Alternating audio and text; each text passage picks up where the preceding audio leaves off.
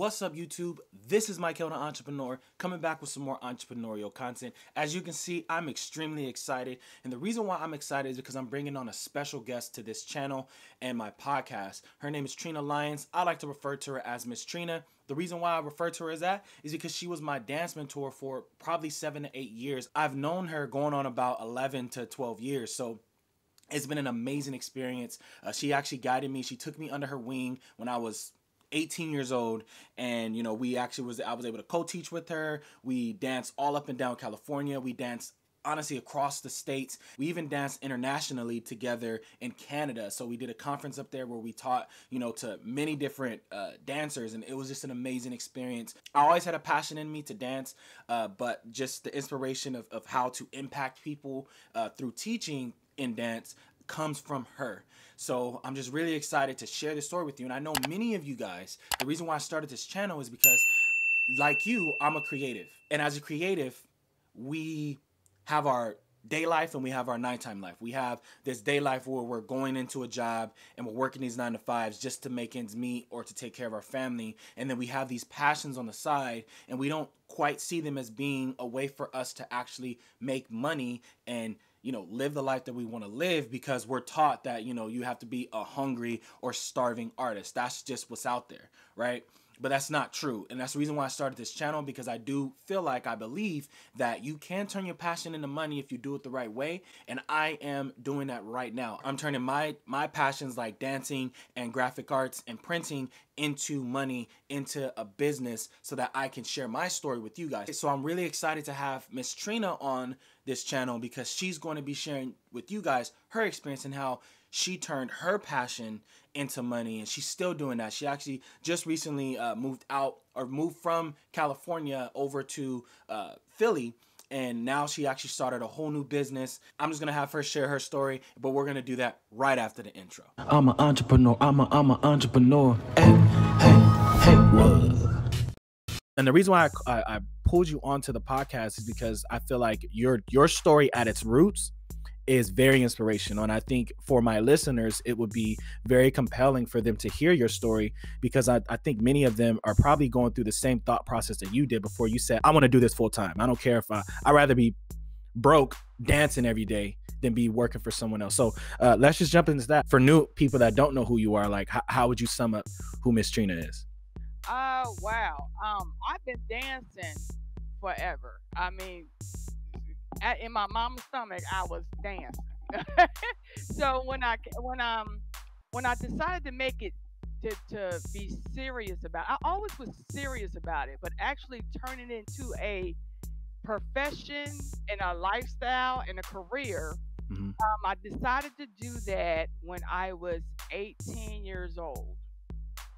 That's Wow. when I decided to do it. My parent was trying to guide me to be an accountant. So totally on the other spectrum of dancing and like performing, like that's totally not the same. Yeah, do you remember ROP classes? Mm-hmm. Yeah, I was forced to do ROP classes in high school for 4 years in accounting. So Wow. I was like doing college stuff in high school. So then from high school, I went to college and to pursue the accounting. And then I'm walking past the gym, and then I hear music, and I'm seeing something I ain't never seen in a long time. I mean, I haven't seen the type of dancing. It was called modern. Mm-hmm. I said, modern? Ooh, what? I didn't know what it was. I just was just like, oh my God. Yeah. And I was stuck. And then I kept hanging around in the gym area all the time. And then I saw, the tap and the African. And I'm like, oh my, it was like a candy store. I'm hip hop. I'm street. You know what I'm saying? I battled with my brother. So, so I'm like, you know what? I'm going to drop this accounting thing. I was going to focus on, I'm going to change my whole major. And I changed my whole major behind my parents' back and started to pursue the dancing. So I studied every every type of dance. There you go. Everything. I studied it. I mean, I was dancing like 8 hours a day. Okay. Wow. Yeah. Yeah. Putting in that work. I was Putting putting in the work. I was putting it Hmm. in. And then from there it just spiraled into creating a little dance team with my college girls and stuff. Vanessa Hmm. Estrada of Urban Effects. Yeah. Uh, you know who she is, right? Of course I know who she is. Yeah. I mentored her. Yeah. And so I started mentoring her into the dance, and we created a group. I talked her into taking all the 8-hour classes a day with me. so, so me and her start training. So she fell in love with it, uh, and I fell in love with it. We got some other girl. We we uh we formed a group called dang I forgot. Oh, Devious Funk. That the Funk. He was for Denise. N was for me, Nene, and V was Vanessa. Okay. Us, and we're funky. I So get it. I get it. There you go. the Okay. N So funk, right? okay. So you guys formed your group. What did you guys do? You guys start performing locally? Like what happened? So we just practice at the tennis courts at Mesa College every day, 3 hours, 4 hours a day, and then I would seek out uh little outings and little uh there's outings where we can go and perform. Okay. You know what I'm saying? So Yeah. Yeah. Yeah. yeah, so I will find some little air, like, hey, we're gonna perform here. We performed anywhere at the dang on mall. I'm like, oh, they have an event over here. Let's go over here and pop through there. And then people start to recognize it's like, dang, they just dancing everywhere.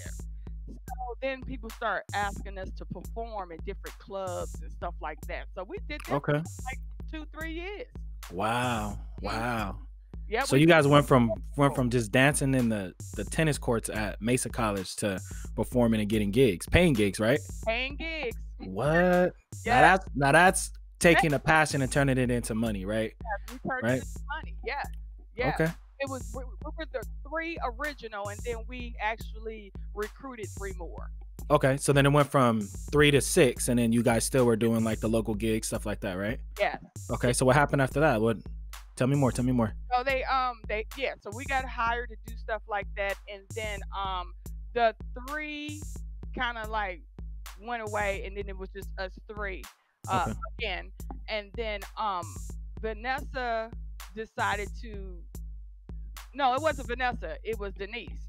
Denise decided to she moved because her parents, so she Okay. moved, so it was just me and V.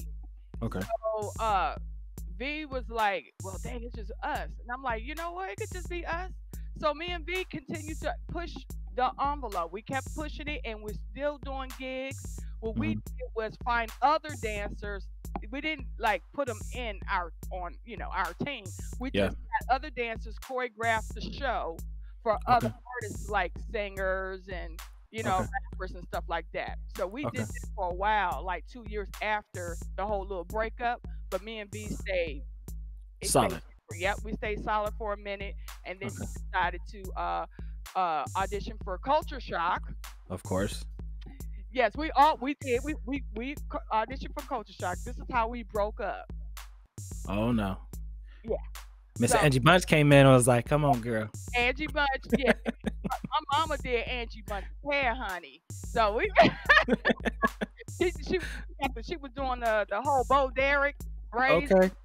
and my mom hooked her up.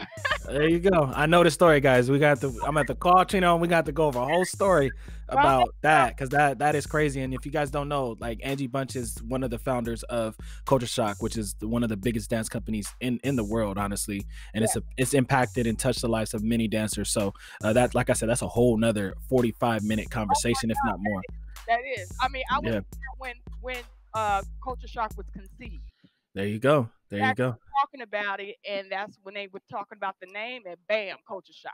You said you guys were actually sitting down and you guys went to Culture Shock, right? Culture Shock, and you auditioned. What happened after that? So right, because the time frame is a little bit different because Culture Shock wasn't out yet. Mm-hmm. I just knew Angie from Mesa College because she was my teacher. She was one Okay. of my mentors at Mesa Okay. and dance. So she Okay. just messing around, and that's how she knew me and Vanessa in the dance thing. So she was talking about the culture shock, and then it happened. So but me and V was still working together. At the same time, Angie was starting Culture Shock. You guys were grinding and doing your thing, and eventually they kind of crossed paths. Cross paths. Okay. So Angie had her first audition, Okay. and Vanessa was like, I'm gonna go ahead and audition. I said, I'm gonna audition too. So we Okay. went on an audition, and I did not get picked. Okay. So Hey, that's I'm yeah. like, I'm like, I'm like, Angie, we friends. I know what you didn't pick Yeah. me. So Yeah. Angie Bunch was she was one of the Nike ambassadors at the time. Okay, I remember that part of her story. Yeah. Right. So she was looking for dancers who did a lot of smiling in hip hop. And Okay. and I'm from the street. Yeah, we don't smile. Yeah, I don't do We're not cookie cutter. No. I could not do that. That is not me. I'm from the street. So she Mhm. was trying to commercialize me. Okay, which is a no. And because she could not commercialize me, she could with Vanessa, because Vanessa's background is cheer. There you go. Now, Yeah. I have a background in cheer too, but I was the mascot. Okay. So the mascot could do what the heck she wanted. Mm-hmm. What I, As long as you rile everybody up, that's get right. everyone happy. I had a Colts head. I was a Crawford Colts, and I was There a you go. Colts, honey. So in high school, I was just like, I could do whatever I want. Mm-hmm. But Vanessa, she was trained to smile and dance, Mm-hmm. which was, I that's not my training, because Mm-hmm. street. So when she could not conform me into that commercial, she would not pick me up in auditions, and that's how me and Vanessa broke up. Wow. Yeah. Yep.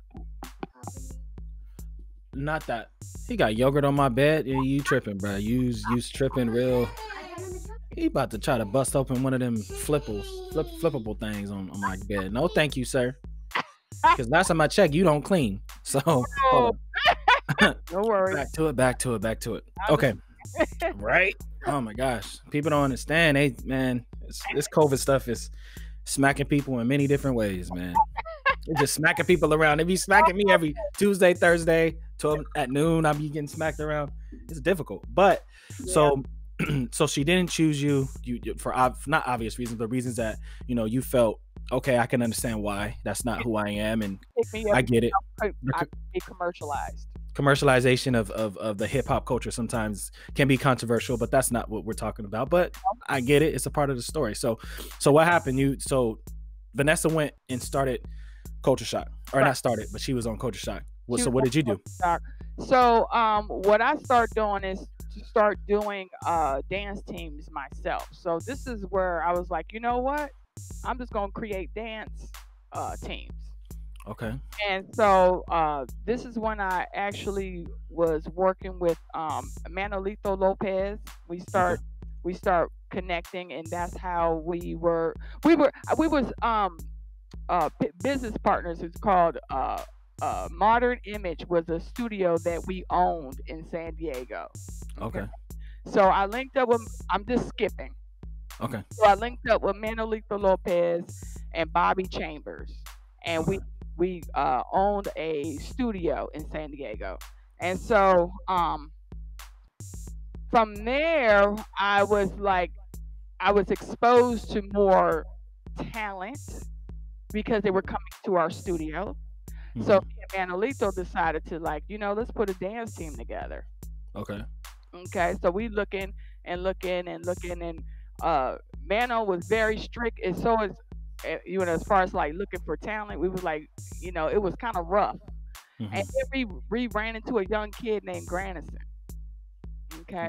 He was 17 years old, and this kid was he was so animated in his moves. He wasn't really trained technically like Manolito and I, And Mm-hmm. so it was like I'm like, Mano, I said, I want to mentor him. Let's get me and Mano was like, this boy got promise. Mm-hmm. Let's work with this little boy. Mm-hmm. Mm-hmm. So we started working with Grandison and training him. Grandison, so Grandison was like basically our baby. Mm-hmm. Created him, and then from there, um, he started to attract other dancers. Grandison, they Mm-hmm. just because a lot of girls like thought he was cute and stuff. Mm-hmm. Mm-hmm. So, It's normally the sense of it, especially at the age of, somber before you're 20, you get. it was kind of rough trying to control Grandison with all the girls because that's all. I mean, the girls can dance, but they just want to have sex with him. But Mm-hmm. but he had them come to me. Mm-hmm. So he came. So me and Mano was weeding all these people out. So I'm like, okay. So the first group was called Golden Touch because I was actually producing fashion shows in San Diego. So I produced fashion shows for my mom for about 10 years. And then Grandison started to evolve and start, doing his own thing.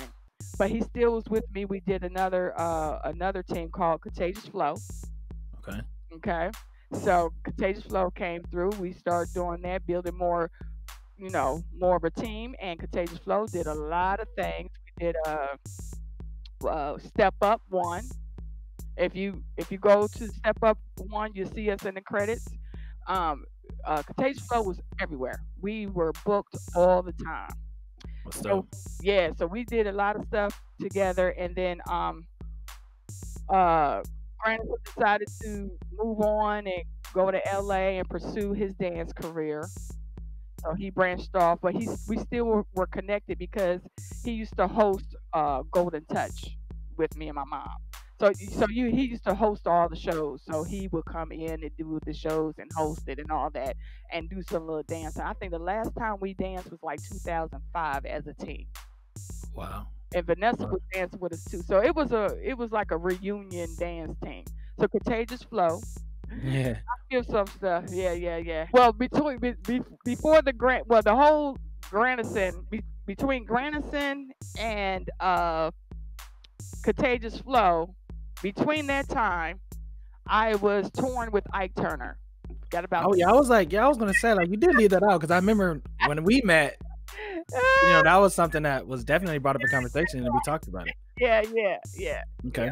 So we got the Golden Touch. This girl named Rika Ray that we used to work with that we was dancing and choreographed behind. And then during that time, that's when I met Ike Turner. And that's a story in itself too. Oh my God, Mm-hmm. that's a story in itself. Yeah. So I took a pause for a minute with the dance team because I was torn for 5 years with him. Mm-hmm. But I did not go in auditioning to be a singer. I went in to audition to stage and to choreograph for him. Mm-hmm. So I come in there, he auditions me, and then while he's auditioning me as a stage producer, um, his wife was singing something, a song that I knew. I just harmonized. Ah ooh la choo choo choo ah ah. Mm-hmm. He was like, "What?" And he lost his dang mind. His scruples just said, clack. There you go. There you He was go. like, he was like, you sing? You sing? I was like, no, I don't sing. I said, Mm-hmm. well, my mom is a singer. So Mm-hmm. every day she harmonizing and singing and practicing. Hey, Mm-hmm. I just know notes and I know when to come in. I don't consider myself a singer at all. Mm-hmm. And he was like, no, we need a singer. We need a singer. I said, well, I thought you wanted me to stay. You could do that too. I said, oh man, you try to, okay. You try to really enslave me. You trying to get me Mm-hmm. staging and choreographing and singing Mm-hmm. and the dance. What? Yeah. Yeah. It's a lot. That's a lot. That's a lot. I'm like, you want me to do all that? I said, how much you trying to pay me? Mm-hmm. So I'm I was like, gonna ask. I was like, as long as you're paying, bro, and I can be as creative as I want. right, Hey. right. I said, I need to, especially if I'm gonna be gone for 5 years. I Mm-hmm. need to, Mm-hmm. Yeah. So he was like, Mm-hmm. "No, no, I take care of you. Don't worry about it. I take care of you. I just Mm-hmm. I didn't know you was well rounded like that." Mm-hmm. So I choreographed over like 300 songs. For Ike. Wow. Yes, it was Wow. it was painful. Yeah. Only I had to choreograph that. I had to teach the girls, which was crazy at rehearsal, and they had to remember every freaking song because you did not know when we was on stage what song he was gonna pull out his ass. Wow. So you always had to be prepared. Wow. Wow. Can you Wow. imagine remembering 300 dang on numbers? And the training that it needs to take, mental and physical. We never slept. Yeah. Sleep was not even. Would you sleep for real? Oh no no No. no no! Until we are done with 30 songs that evening Mm-hmm. rehearsing it, then we take a break and come back and do another 30. So it was just a constant. It was crazy. You know what I'm saying? From especially on my end when I had to not only was the lead in the directing the girls as far as making sure they were good. Mm-hmm. I had to step back. I'm dancing on stage with them and singing.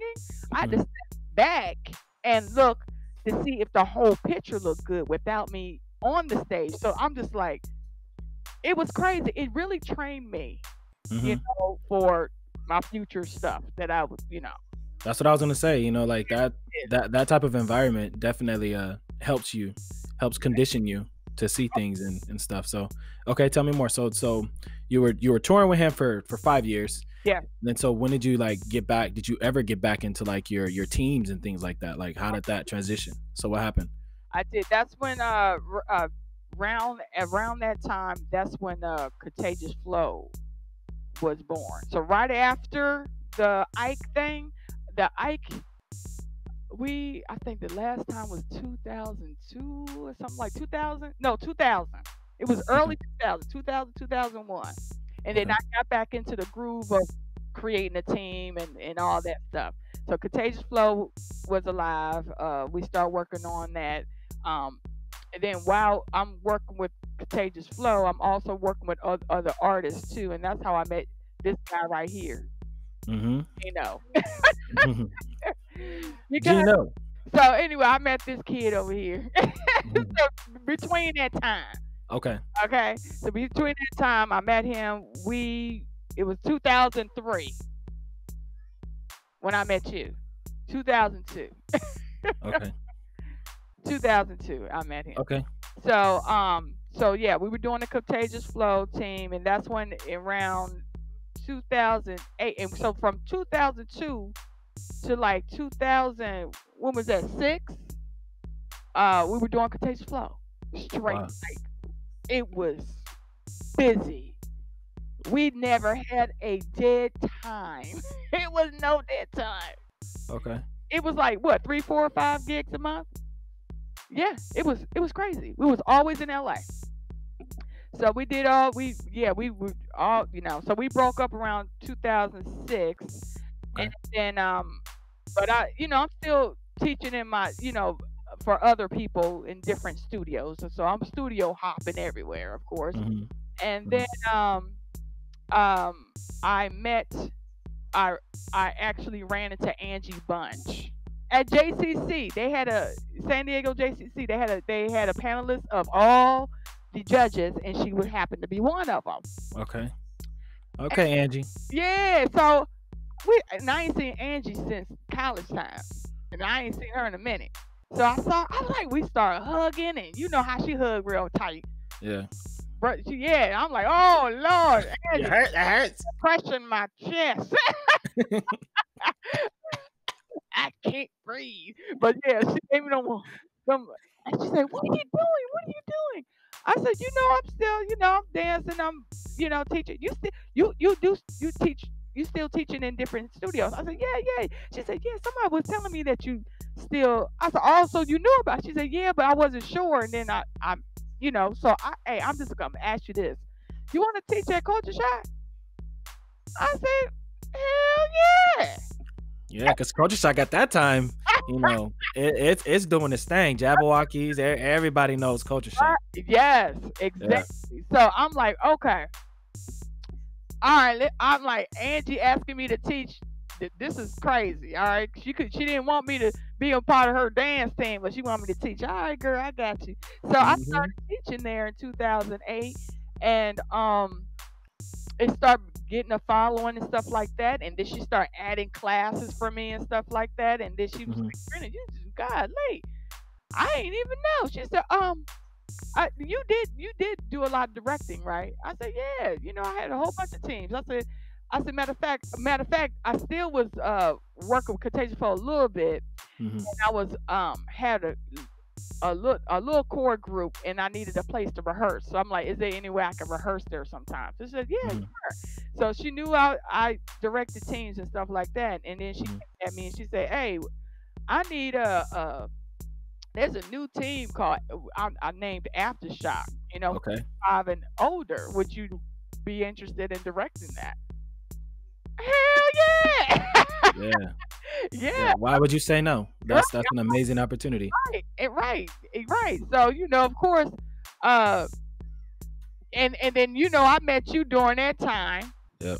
Yep. Through You know, my brother and all that good stuff. right? Yeah. Because Well, the kids too, Ujima and all that, and Granison. That's how I was. Yeah. right. It was at a show at the JCC where I met you, Mm-hmm. right? Mm-hmm. With Yep. Grayson or something. Yeah, because I was mentoring under at the time. I was mentoring under Granison. That's funny. Yeah. And then I met you, and I'm like, okay, so you're the one that got him, okay? And I'm talking to him, and okay, so then, yeah, I remember all that. Yeah, so we gotta let the people know how we connected. Correct. Yep. So Yep. that's how you end up being a co-director with me Mm-hmm. at Aftershock. And Mm-hmm. that was drama by itself because they did not like that you were under 25, honey. Yeah. Yeah. I was what? I think I was 18 at the time. I was 18, 19 at the time. Yeah, they hated it. I remember when I choreographed that tutting piece, they were like, I like the choreo, but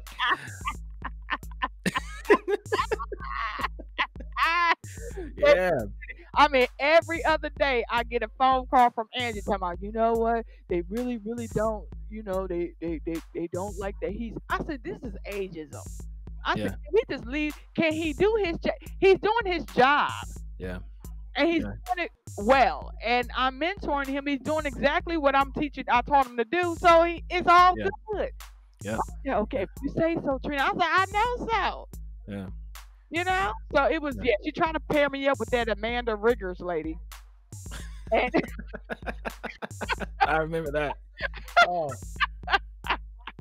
and I was like, I can't. I'm like, Michael, I need you to be right here because Yeah.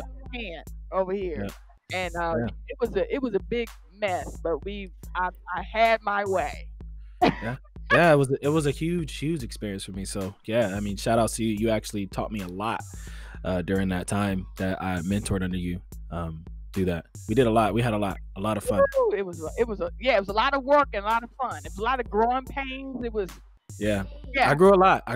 I didn't leave the team actually and did my own thing until 2013. I think Yeah. 2014. I was there for some time with you Yeah, and Culture Shock.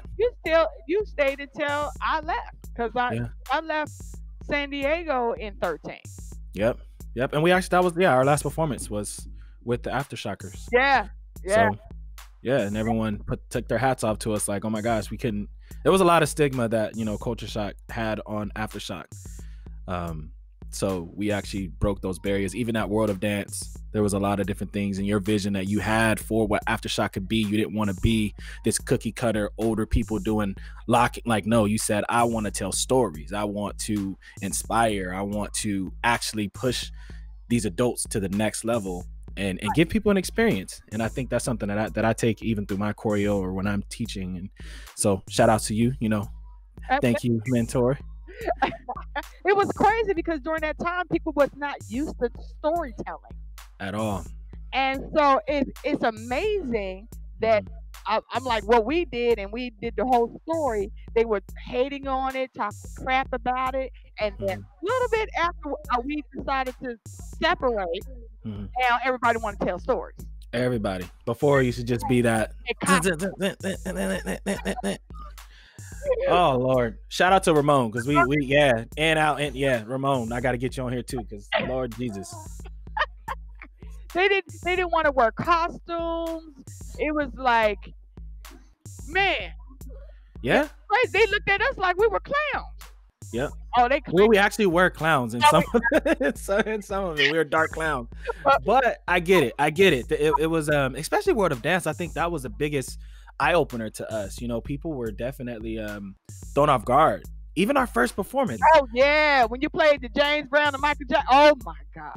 Yeah, no one was expected. Like no one had that roller coaster of a performance. It was more or less like, okay, I get like some intricate stuff, and then the beat drops, and I say ooh and ah, but like that, I gotta think, or what happened to that person? Oh my gosh, the blocking and the lighting goes with the blocking, and then I see this person in the beginning, and then I see them going through this emotional transformation. And remember the piece that we did with the sign language.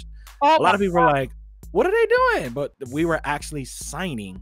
yeah, It was bananas. that was Like bananas. They were just like, what? And the music, the lyrics was with the signing. correct. You're not listening to me. I mean, it was, man, that whole circus theme that we Yeah. did. Oh my God. It was fun. It was fun time. So that is crazy. So that was like from 09 to 13, right? And then that leads us into your journey now where you're in Philly. So just before I moved to Philly, I started to touch into fitness in San Diego because I was working Yeah. at LA Fitness. I had rehearsals at LA Fitness Valley Total Yep. Fitness, and I was teaching choreo. And the director at Valley said, "Hey, would you want to teach cardio hip hop here?" I Mhm. said, "Yeah, I have some, no. We're just going to create a new class for you." So that's Mhm. how I got into the cardio fitness, dance fitness. Yeah. Yeah. And then I started teaching at Bally's and LA Fitness and stuff like that. And then I end up teaching like Silver Sneakers and Aqua. So I had that already in my hand. So when I got here, I try to, try to connect with the dance community here in Philly. And Philly is kind of like, if you ain't homegrown, I'm sorry, I can't fucks with you. Sorry, but that's True. It's that's true. I mean, for real. So even Angie Bunch was trying to connect me with this guy named Rennie Harris here in Philly because he runs the dance community here in Philly. Okay. I was trying to, link up with some major people here. Um, this guy named Smart Mark, I try to connect with him. Mhm. We did meet and stuff like that. He knows Angie Bunch and everything like that. So we tried to work with each other, but it just wasn't Didn't work out. in out. And then I started working at this place called Philly Dance Fitness. Okay. That's when I started to make some noise. Okay. It was getting loud. People like, Okay. who in the heck is this chick? Yeah. Came out of nowhere. Yeah. Start making noise at Philly Dance Fitness. Mhm. Me and the business, the lady who owns the business, we had an out, so I had to, and I was already on the page of starting my own business anyway. Okay. I was like, I'm not vibing with this lady. Mhm. I'm just gonna jump ship Mhm. and forget these studios. I'm doing my own stuff. Yeah. But what clicked? Like what made, was it just like just the noise and the nonsense that was taking you away from like your mission of like teaching? Like what clicked? Like what made you think I need to start my own business? I need to transition into that. Well, when I got here, I was already on. I need to start my own business Mhm. when I got here. But Okay. the thing is, I can't start nothing if I ain't got no following. Very true. So I had to make noise. I feel you. You get I what feel you. I'm saying? Yep. I wasn't planning on leaving the lady right then and there because I wasn't done making my noise with her. Mhm. Because I still wanted more and more and more. That attention. Mhm. I needed it more, but I got to the point where I could not be supervised like that Mhm. anymore. I'm an Yeah. independent contractor, Mhm. not your employee. Don't get it Correct. twisted. Correct. Okay, so she's Correct. she started treating me like an employee, and that's when I'm like, no, boo boo. Ooh, telling you guys, we just talked about it. Don't do that. 1099. I'm an independent contractor. I make my own rules. You just pay me for a job. Yeah. You give me money for a job. That's it. That's it. And so when she started coming at me and rah, I'm like, ooh, you don't rock. What? Do you know who you're talking to? I guess she didn't. She did. And I just, I left. And so she freaked out. I mean, to the point that where she was like stalking me. Wow. Yeah. Because she lost a lot of business when I left. Wow. And that was mind blowing to her. I didn't think that she was gonna lose out like that, but she lost out like that. Yeah. So she lost a lot of business because a lot of people followed me. Yeah. They didn't follow any other teachers. Yeah. So it's not the studio. It's the teachers that matter the most because they're the ones that are inspiring people and connecting with people. She didn't understand that. She didn't get that. She was like, oh my God, losing money and all this other stuff. So what I did was, okay, I quit her February of 18. Okay. And that was end of February. And I started March 3rd of 2018. Dang. Dang. Immediately. And it was an urgent thing for me to start right away. Yep. Because my following was having they was like, what? Where you at? Yeah. They was freaking out. So I'm like, okay, I have no damn time. I can't even think to figure out where I want to be at, all this other stuff. So I was like, okay, at a gym where I teach aqua fit, I said, is there any way I could teach here? How much y'all rent? Because I gotta have them up in here. So that's how I started renting out space and then having classes and stuff like that. And that's how I started Mastah Fitness and Dance. There you go. But like every step of the journey meant something to where you are now. Yeah. And you said that earlier, like you needed that from being with Ike and all that, just grit, and then learning how to run the teams and direct the teams got you into culture shock. And then from culture shock, you started to understand this is what I need to do. And then earlier you said you want to make money, right? You want to come back to San Diego eventually if you have money, but you know that in order to do that, you got to kind of do it on your own. You got to set your own, your own ticket. You can't do it on anyone else's ticket. You got to do it on your own. Exactly. That's crazy. So now that you have your business, like what have been some things that you learned in your journey of like now that you're doing it and you have your own business? Like what are some lessons that you can share if you don't mind me asking? Well, I mean, on the business end, you have to really, really, really want to do this for real, because you have to, if you're your own team, you have to market. You got to make sure that your license is all taken care of. I mean, there's a lot of things legal things that you have to do as a business. You know what I'm saying? Make sure that you have your name. You know what I'm saying? So, I've learned a lot. It's a lot of work as far as like promoting yourself and marketing yourself and to dance at the same time. Yeah. Because I mean, it'd be times where I'm into the business end of it, like the getting the monies all organized, making sure my legal stuff is done, and I'm just all on the phone, making sure everything is good and promoting and all that. And I'm zoned out. And then 10 minutes, I'm like, in 10 minutes, I got to teach a class. Yeah. And you got to transfer that whole mindset from this woman to, hey, let's have fun. And that in itself is hard. And I have to learn to transform like this into that. You know what I'm saying? When you're in that zone, you're serious. Yeah. You're serious about your business. But when you're in front of the camera and you're in front of the class, you're on stage. They ain't got time for your little zone out look, your zone out energy. Correct. They need they need to be inspired. You're there to Correct. inspire the people and get them out of their funk. Yep. I'm already in my funk, but I got to hurry up and get out of my funk. And that is very hard. It took me some time to get used to that. Yeah. You know, so I learned that about myself. Yeah. You know, the transferring energies like that. But that That's crazy though. I don't want to interrupt, but you taught me that. Like you taught me the same thing. Like when we were like, let's say in the green room of a performance at a cabaret night or whatever, you would always say that. You was like, Michael, at the end of the day, like the audience does not need to know that you had a crappy day.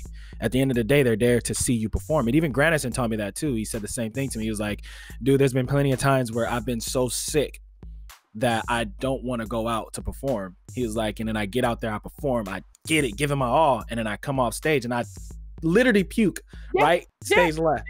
And you shared the same stories with me, and I feel like that's just kind of how my mind has been too. Even that's something that I like, that transition, you know, that you just spoke about, is just knowing that you have to be able to do that sometimes as an entrepreneur, you know, from with your kids to, you know, talking to a client, and that's tough. You're right. You gotta want it. You gotta want it. You gotta want it. You gotta want it. Because if you don't really, that's when you can actually point out an opportunist and somebody who's passionate about what they want to do. You get what I'm saying? Yep. An opportunist be like, oh, that's popular. That's a fad right now. I'm gonna get into that, and then they get into it and realize, wait a minute, I didn't know I had to do all that. I wasn't ready. I'm sorry. I thought it was just like this. No. You got to look. There's layers to this. Correct. You know what I'm saying? So they get in and get stuck in a quicksand, like you know, and then they pop out. Yeah. It's a waste of time. Yeah. And opportunity for other people that's trying to get in. Correct. So it's like, you know, you got to be passionate about what you want to do. If you're passionate about it, I don't care if it's a fad. Oh, it's a fad thing to do this. It's a fad thing to do fitness right now. Yep. But if you're not passionate about fitness, don't get in it. Yep. Because you got to learn the business part of it too. And it's hard. It's hard in every different business. And that's so crazy that you say that, because that is like one of the things that I had a video that I did a couple months ago when I first started my channel, and I was talking about just being an entrepreneur. Like you have to love it first, because there's going to be time. It's just like being in a relationship. If you genuinely don't love that person, when times are hard, it's easy for you to just get up and run. Right. But if you genuinely love that person, or you genuinely care about that business, or the passion's there, oftentimes that passion will help you through those tough times. Like now, COVID, you know, a lot of people, they still love their business. They're still going to want to do it. I watched, because we're talking about Angie Bunch, I watched her farewell interview, and it was terrible. But she even said, like, this is not the end, you know. So she still has a passion in the world of dance. It may be different because COVID changed it, but at the end of the day, like the grind that she went through, it didn't turn her off. Right. She didn't say, I'm never going to do this again. She's like, okay, I fell down, but now I know, let me move forward and let me do this. And I think that's important. That's a huge inspiration to anyone that wants to start a business. So they're at a 9 to 5 and they're like, I just don't know what to do. And don't be an opportunist. There are going to be businesses out there where you can start, where you can have an opportunity to make money, even though it's not a passion of yours. But if it's something that you want to, you know, share with your family or grow and have hard times with, it has to be something that you care about. It has to be something that you do. Right. It is like a relationship. It's like a marriage. Mm-hmm. And y'all have hard times. You can't. I want a divorce. You can't. Nah, that's just not how it works. It's not how it works. Sleep your ass on the couch, let it steam off, and then come back upstairs and figure it out. But you're right. It's tough. It's tough. So and because I kind of talked about this like with COVID. So how have you been able to, like, with all the changes and the craziness that has been happening, like how have you been able to adapt during this COVID, like COVID world? I know you have your green screen, and you know, when we talked, you said you do like virtual classes, but so elaborate. So COVID hit last year in March, and everything was shut down. So I'm like, what the? The crazy part about it, though, the light of it of all, because my eyes was like, wait a minute, it's an opportunity for me to be online, virtually, and I wanted to do this anyway. It was a blessing. I'm like, okay, this is this is crazy. All right, let's get this cracking. So in the Mhm. beginning, of course, Gino and I, well, Gino, we were trying to create the experience of Mhm. the studio where Mhm. people don't get so fatigued with the Zoom. You know what I'm saying? Yeah. We wanted to be in your house, but yet, you know, we didn't know, the intricacies of setting all this stuff up yet. Yeah. So, Yeah. so from March to like July, it Mhm. was kind of rough. I Yeah. lost a lot of people. Yeah. Yeah, Learning curve. It's a learning curve. yeah, Many businesses went through it. yeah. Because one thing about dance and teaching dance fitness, you got to be in sync. Yeah. And Yeah. Zoom, and if you don't have your Zoom set up correctly, it's like it's like the whole syncing thing was just latency issue. If you yeah, you will have latency issues. So Wow. that's a major thing for me, and to actually try to teach dance. And people got frustrated. They were like, I can't do this, So I, Mhm. I lost some people. Yeah. So we did our research, and we gutted up this house and changed it to the whole dining room into a green screen. The floors, everything. We got the proper camera, the mic, everything. And now my business is starting to come back because There you go. now the experience. Now I can put my background into a party, okay? Like the Mhm. background could be, and they see this, and it's like entertaining. I love Mhm. light shows. Yeah. Yeah. You get what I'm saying? So Yeah. that's my light show.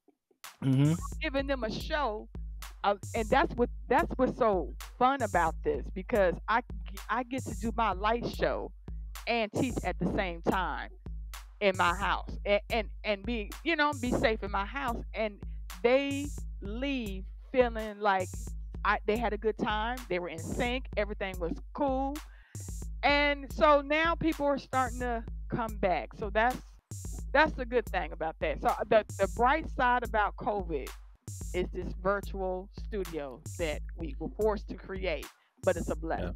Yeah. Yeah.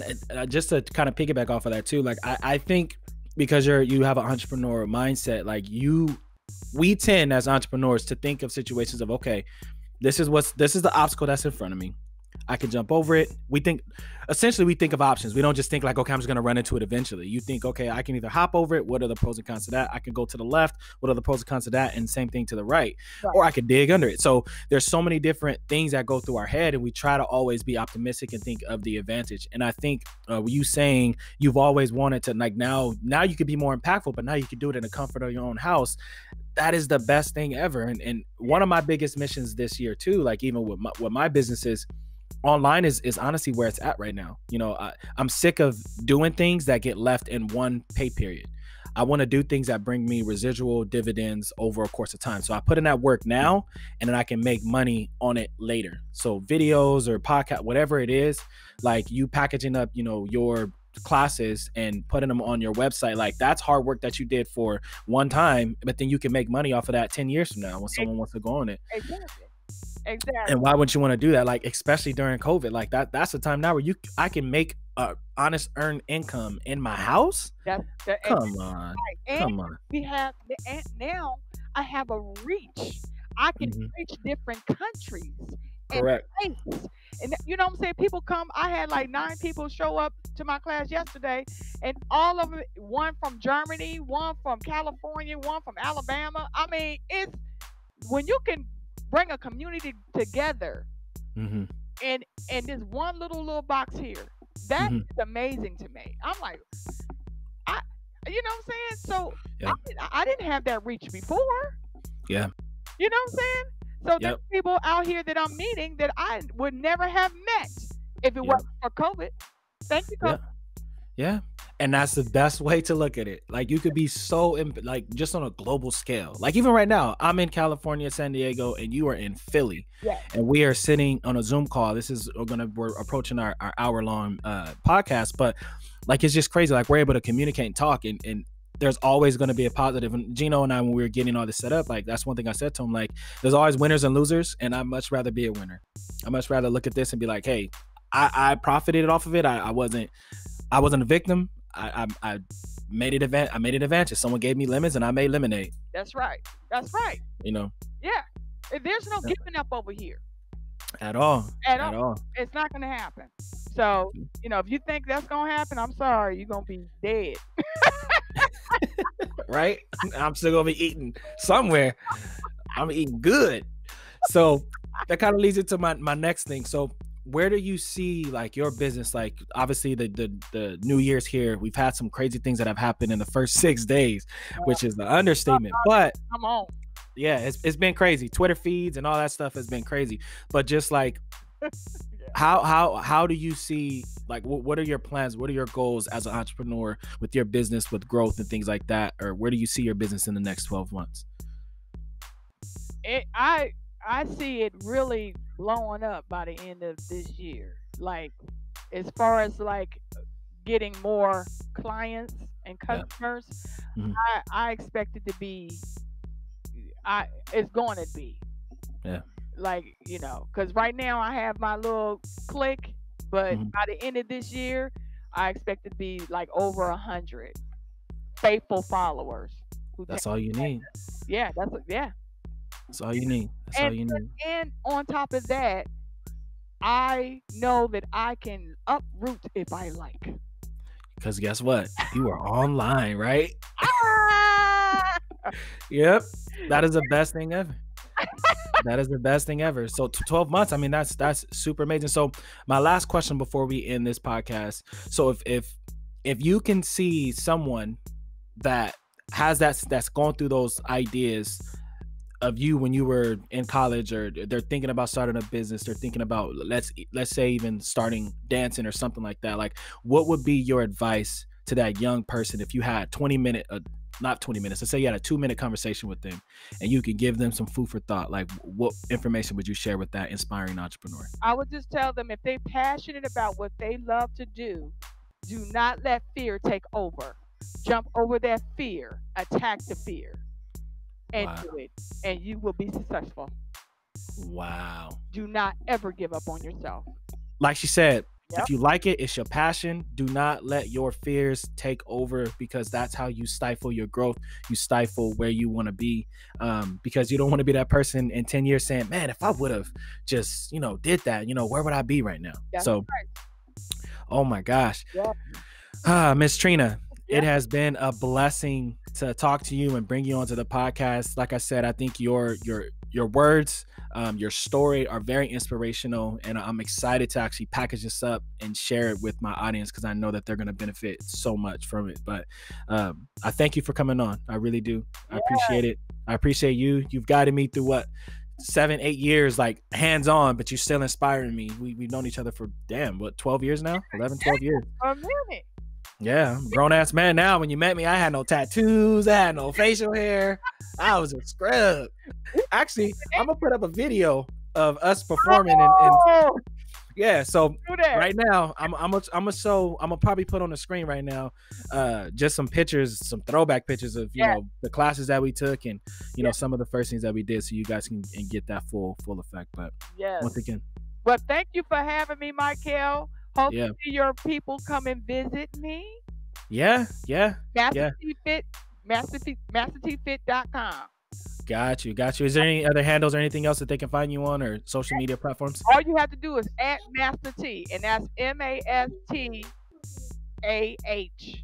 Okay. TEE. If you want to just find me on Instagram, just at Mastah T, and the website is MastahTFit.com. If you like this interview, please subscribe to my channel. You can also subscribe to my podcast on Spotify. I'll see you guys in the next one.